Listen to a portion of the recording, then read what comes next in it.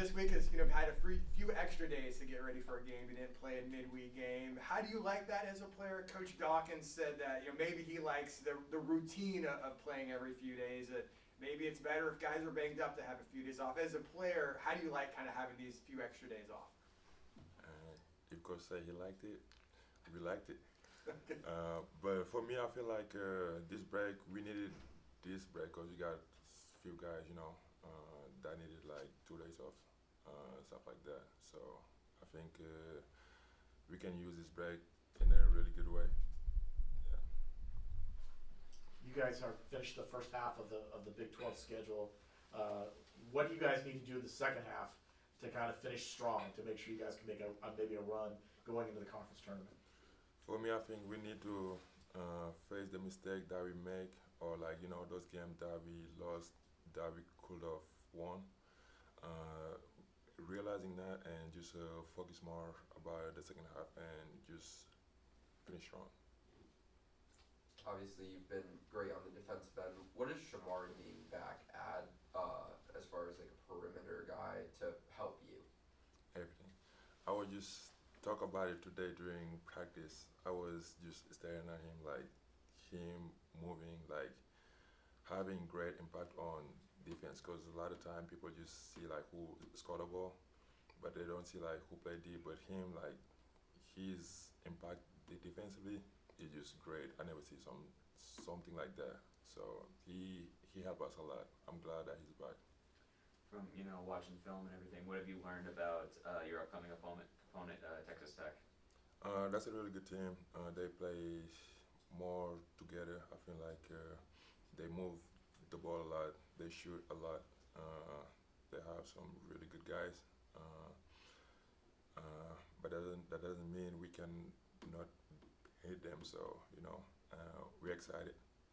So with a couple extra days, does that give you more time to maybe look at Texas Tech and watch film? I know they played on Tuesday night against Baylor. Maybe did you watch that game? Is that maybe going to help you prepare? I watched the game. Yeah.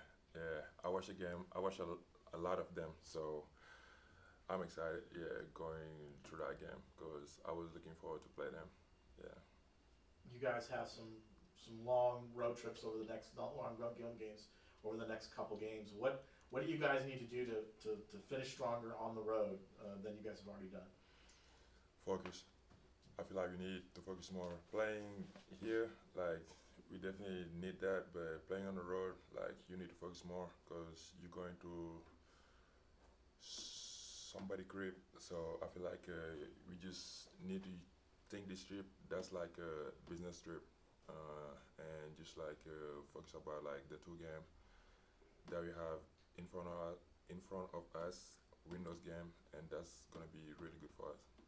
We just talked to Shamari, speaking of this business trip and asking, how do you kind of handle being on the road for so long, being in different hotels because you're going to go from Texas to Utah to play BYU. How do you like it as a player? Do you like being on the road for an extended time, or would you rather be home? To be honest with you, I like more playing at home, but it's basketball. You're gonna have to move. Point A to point B every week. Like I say, it's a business trip. You just have to see it that way and just focus. But for me personally, I like playing at home. Yeah. When you're on these long road trips, though, in between games, like what do you do at the past the time when you guys aren't practicing? Can you repeat the question again? When you're on these long road trips and in between practices and the games, what do you do to try to pass the time when you're on the road? I talk to my mom a lot. I be on FaceTime with her a lot. Talk to my dad. Talk about like the game that we play and the team that we're going to play. The guy I'm going to guard, stuff like that. I be talking about them like all like the time. So that's what I be doing. Mostly like sooner we finish practice, go back to my room. Beside that, I just chill and rest. Yeah. How easy is it for you to find rest in a hotel? I know most hotels are built for 7-footers, so. Let me tell you something about that. Hey, it's really hard. Some hotel, the bed. We be going to some really good one now. Yeah, but I feel like the best size I need, they don't have that best size. Uh, but it's good. Still, you know, you just have to take it up for like 2, 5, a 2 day trip or yeah. So, but it's all good. But it be uncomfortable sometimes. The shower be like short, like you have like to But I feel like it's just something you get when you that tall, like because they don't make uh, thing for my size. So yeah, you just have to deal with it. But yeah. Do you have a roommate? I mean, when you travel on the road, do you have a teammate you travel with? Or Mendes, he's my roommate, yeah. And how do you get along with that? Oh, I like him, yeah, I like him. I need to be with him because so he just got to this team right now, so me being with him, like, we can talk a lot about me when um, I was a freshman, like 20, I think 2020, something like that. So, I got to tell him, like you have to wait, like you have to work, yeah, all this type of stuff. So we be talking about that. So you've been a real mentor for him. I know Yeah. he got in the game, I can't remember his last game or Baylor game, but that was kind of the first action he'd seen in a while. And when he came off the court, I know you got up and you put your arm around him and kind of had a word. So is that someone you're really mentoring along? All the freshmen, but mostly him, yeah, because we roommates, so, cause when I was a freshman, I make a lot of mistakes. Sometimes I don't be on the court and I complain, stuff like that. So I don't want him to make the same mistake that I made. So, I always talk like to him. You just, work every day, stuff like that. So, yeah. You talked about obviously talking with your parents on FaceTime and stuff.